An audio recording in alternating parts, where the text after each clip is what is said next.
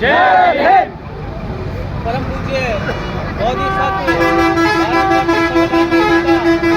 बाबा साहब अम्बेडकर साहब की 65वीं महापरिनिर्वाण दिवस पर आज सभी देशवासियों और अम्बेडकरवासियों में गमगीन का माहौल है कि आज इस देश के करोड़ों अकलियत गरीब मजलूमों के मसीहा परम पूज्य बाबा साहब अम्बेडकर साहब आज हमारे बीच में नहीं है।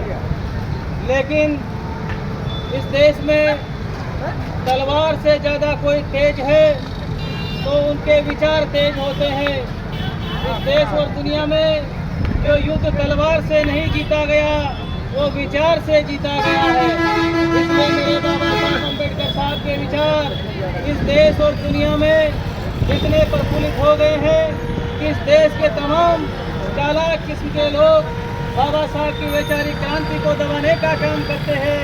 जितना ये दबाने का काम करते हैं उससे 1 लाख गुना क्रांति और ज़्यादा बढ़ती जाती है।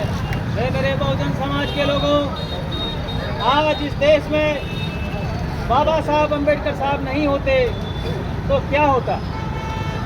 यदि बाबा साहब अम्बेडकर साहब नहीं होते तो आज भी मेरा ये गरीब समाज आज वहीं का वहीं होता।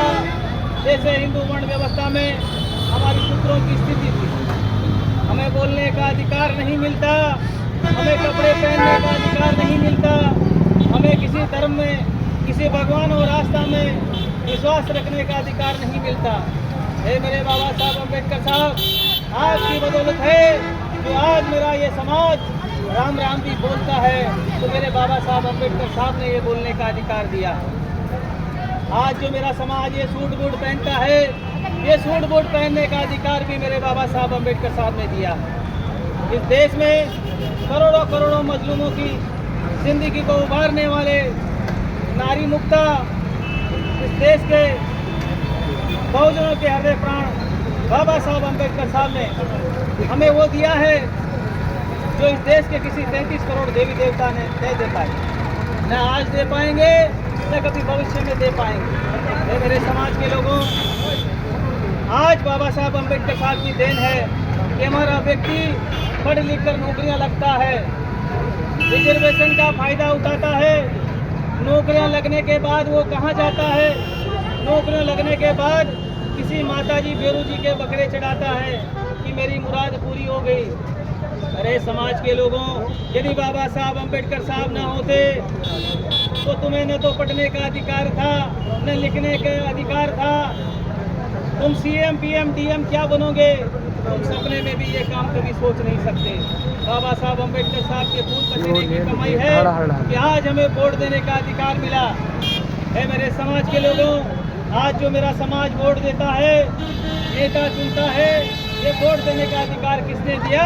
तो मेरे बाबा साहब अम्बेडकर साहब ने दिया है। किसी गांधी नेहरू या किसी 33 करोड़ देवी देवता ने वोट देने का अधिकार आप लोगों को नहीं दिया है। बाबा साहब अम्बेडकर साहब 1932 में गोलमेज सम्मेलन में जाते हैं और बाबा साहब अम्बेडकर साहब का पुत्र राज रत्न मर जाता है। मरी हुई लाश को बाबा साहब अम्बेडकर साहब छोड़कर गोलमेज सम्मेलन 1932 में जाते हैं। बाबा साहब कहते हैं कि मेरे आज एक बेटे को छोड़कर मैं भारत में रुक गया, ये गांधी देश के करोड़ों बेटों को मार देगा। और बाबा साहब अम्बेडकर साहब गोलमेज सम्मेलन 1932 में इस बहुजनों के हक अधिकार की लड़ाई लड़ने के लिए जाते हैं और इस देश में दलितों को 2 वोट देने का अधिकार दिया। जब गोलमेज सम्मेलन हुआ उसमें इस देश के दलितों को 2 वोट देने का अधिकार मिला। तो 2 वोट के अधिकार को गांधी एंड कंपनी ने 2 वोट देने का अधिकार इस गरीब समाज से छीनने का काम किया।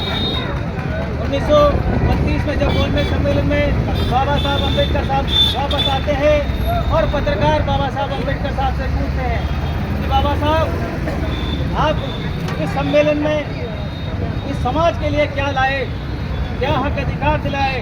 तो बाबा साहब अम्बेडकर साहब ने पत्रकार को कहा कि मैं मेरे इस समाज के लिए फलों का टोकरा लेके आया था, लेकिन फलों के टोकरे को, फलों के जूस को इस गांधी ने अपने समाज को पिला दिया और छिलके मेरे समाज के ऊपर मुंह पे फेंक दिए।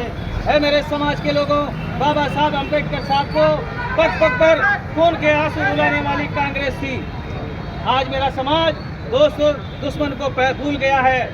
ये मेरे समाज के लोगों, जब तक आप दोस्त और दुश्मन की पहचान नहीं कर पाओगे, तब तक आप किसी भी क्षेत्र में आगे नहीं जा पाओगे।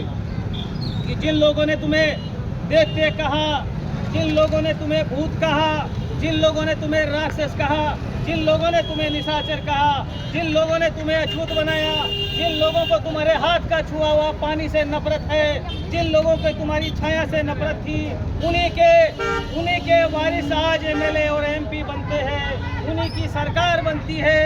और मेरा ये गरीब समाज, पिछलक्कू समाज केवल झंडे उठाने पर, जिंदाबाद बोलने में 5 साल पूरे कर देता है। 5 साल में बीजेपी की सरकार आती है, 5 साल में कांग्रेस की सरकार आती है, लेकिन मेरा समाज हर 5 साल में मार खाता रहता है। क्यों? क्योंकि एक बार क्या हुआ कि एक मुर्गियों का सम्मेलन हुआ। मुर्गियों के सम्मेलन में बात रखी गई कि भाई आपको लटना तो है ही, लेकिन अपने हिसाब से मसाला चुन लो कि तुम्हें कौन से मसाले में तलना है। किसी को MDH, किसी को स्वदेशी। तो एक चालाक मुर्गी ने कहा कि भाई हमें तलने की बात क्यों करते हो, हमें तो काटो ही मत। तब उनको कहा गया कि ये सम्मेलन कटने के लिए है, तुम्हारी चॉइस पूछी जा रही है कि तुम्हें कौन से मसाले में तलना है। मेरे समाज के लोगों, चाहे बीजेपी हो या कांग्रेस हो, इस गरीब समाज को मरना है, कटना है, फिरना है। आपके साथ अत्याचार होगा, आपके साथ उत्पीड़न होगा, आपके साथ अन्याय होगा। जब तक आप अपनी आवाज खुद नहीं उठाओगे, तब तक इस देश का कोई MLA, कोई मुख्यमंत्री आपकी समस्या